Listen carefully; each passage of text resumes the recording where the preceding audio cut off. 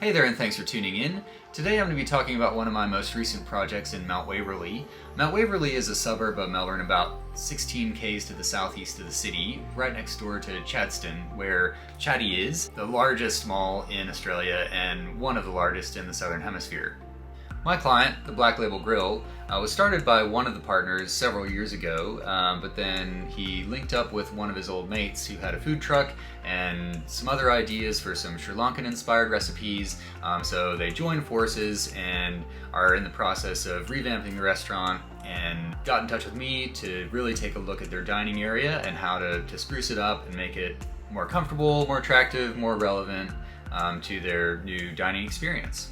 Some things that required some attention, as you can see, is that despite all the light bulbs that you might notice, it was quite of a dark space. So they were actually missing a strip of lights closer to the front of the window. Also, with a heavy use of black in the space, the light just tended to be completely sucked out of it. The elephant in the room, of course, the mural. So how can we update that to be more current and relevant to what they offer? And also the furniture. So currently using a lot of hard surfaces. Is there a way we can use some furniture that would have some better kind of quality cues and also add more texture to the space? Not to mention they had a pretty limited budget, so really being careful on the things that I was suggesting and recommending, and also keeping in mind if we did need a chippy or an electrician or whatever, to understand the implications of those costs for my client. Putting pen and paper, one of the first things that I really wanted to do for this space was paint the ceiling white. This would reflect more light in the space and really just open it up and make it feel a lot bigger than what it was. Black can make a cool feature in a cafe or a restaurant. Either it's a nice kind of contrast, or you're just really owning it for the whole space and making it part of the vibe. But for the Black Label Grill, I really wanted to make it as a point of contrast. The second thing that I wanted to do was to bring in some quality timbers for that kind of quality cue, either going more light, like an ash, or going just black timber, because they had these dark kind of gray artificial engineered floors rather, so I couldn't of course go a walnut or a mahogany timber because that would clash. So by going much more light or just black, I thought that would be a nice kind of quality cue. I also wanted to add some pendant lights to the space in order to kind of take your eye up, add another element, and also physically bring the light closer down to the floor.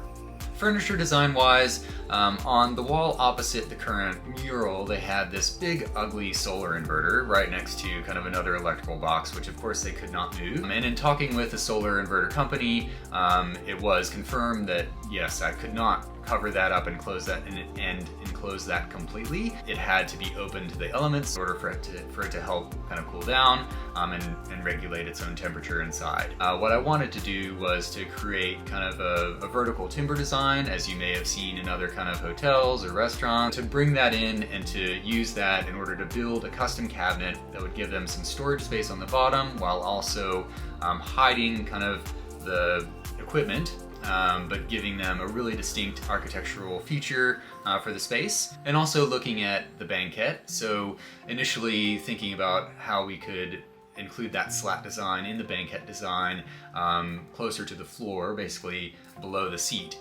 So it wouldn't be something that you'd necessarily notice right away walking into the space, but sitting down and looking at the banquette, you'd say, oh, that's kind of cool. They've kind of included that element right there as well. And also kind of continuing that through the space as well. So on the wall above the banquette, the small wall, and even going outside above their window to repeat that, to make a nice statement from the outside.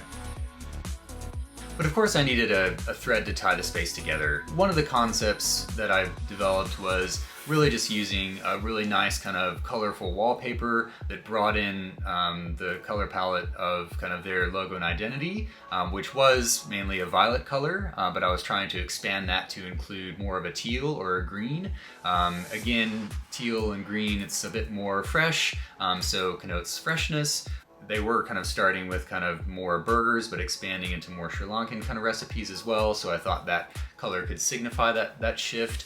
and then pairing that wallpaper with some giant mirrors hung horizontally and then slanted downwards a bit, so that if you are kind of sitting facing the wall, you're not just kind of facing the wall, but you have that view. And also mirrors help reflect light, which was one of the issues we were trying to solve, right? So I thought that would be a cool feature, bringing in some cantilevered lights to bring in more light to the space, etc. Another concept was, since they already like kind of these big, bold graphic statements of their current wallpaper, why not find a local graffiti artist to come in and just paint their Sri Lankan heritage right on the wall. So not doing anything that was too overtly Sri Lanka, but something that had a nice kind of abstract element, a lot of pops of color, but then kind of heroed like one kind of iconic thing or a couple iconic things about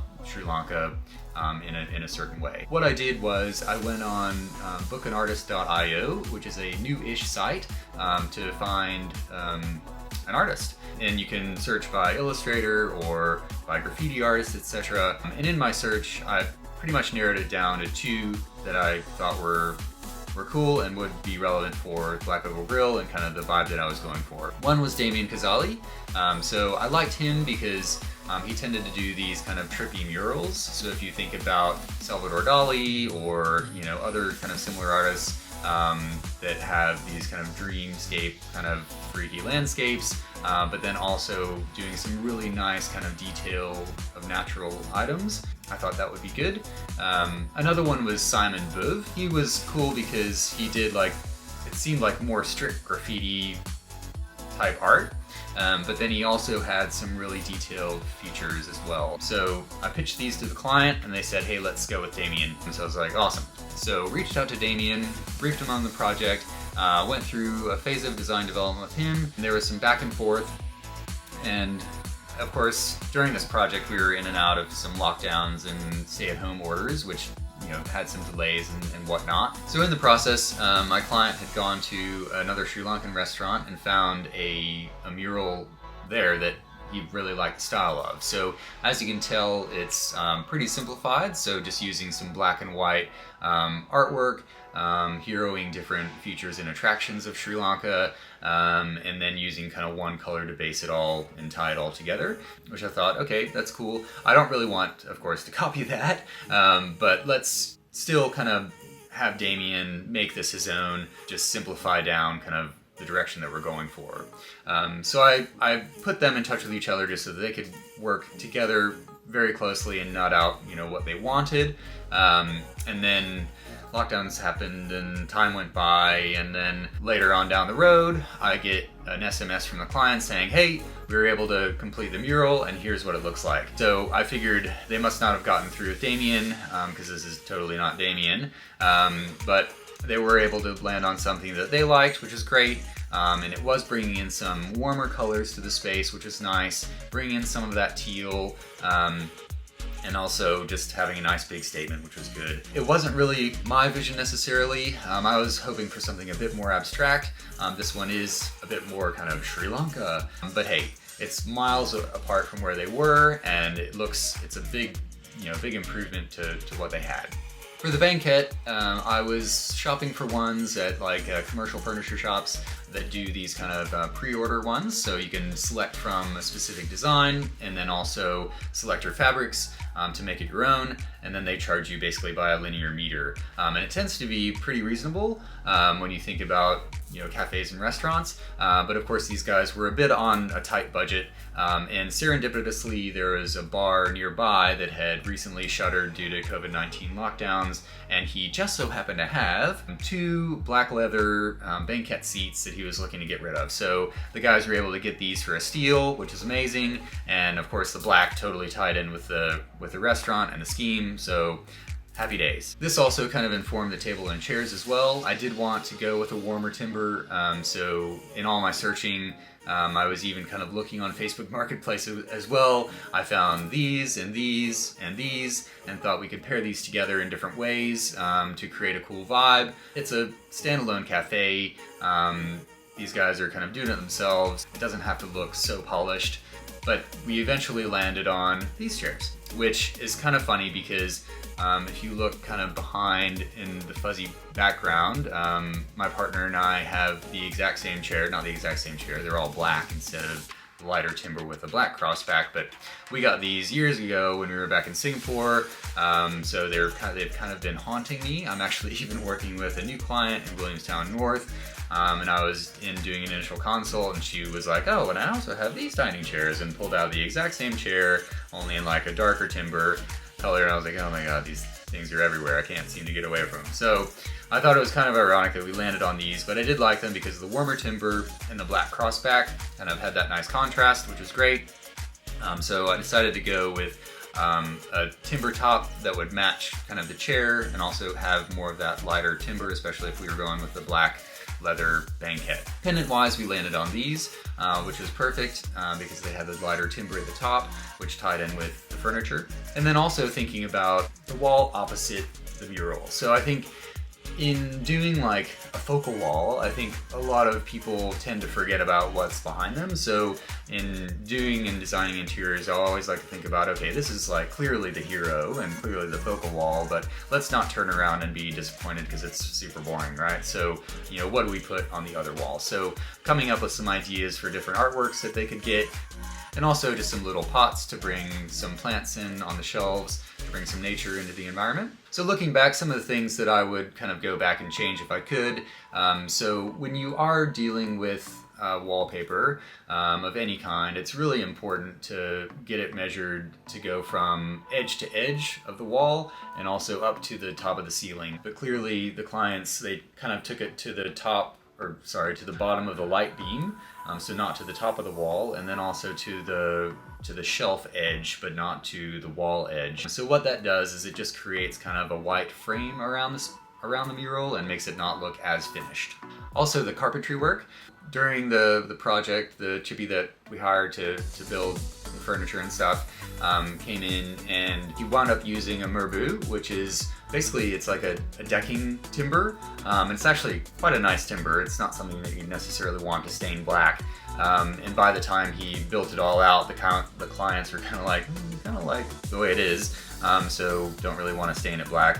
Totally get it, and it still works in the space. I mean, it's a darker timber, but you know, with the mural that they have that has some deeper tones as well, it all tends to tie together. The work that he had done on the wall, he sent a photo of that to me, and I was like, oh no, because the client had told me initially, don't worry about that front counter, like don't worry about it, we're not going to do much with it.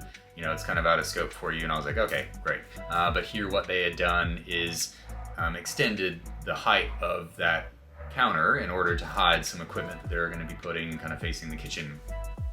And had I known that, I would have kind of leveled up the shelves or designed that wall quite differently in order to kind of tie that in, so it didn't look as jumbled. But I was happy to see going in at a later date to see that they had taken some of the merbau with a teal backing and put that on the front of the bench, which kind of ties it all in a much better way. So all in all, this was a really fun project.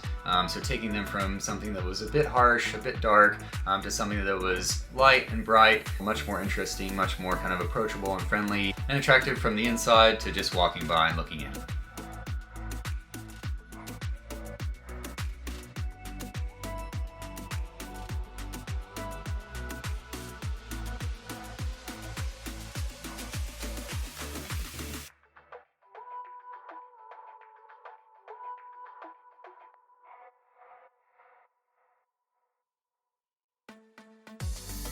For the next episode, we'll be off to Point Cook, where I was helping a family make their new house, their own home, including taking a ginormous room that was just too big into two spaces that were tailored based on the things that they really wanted their house to offer.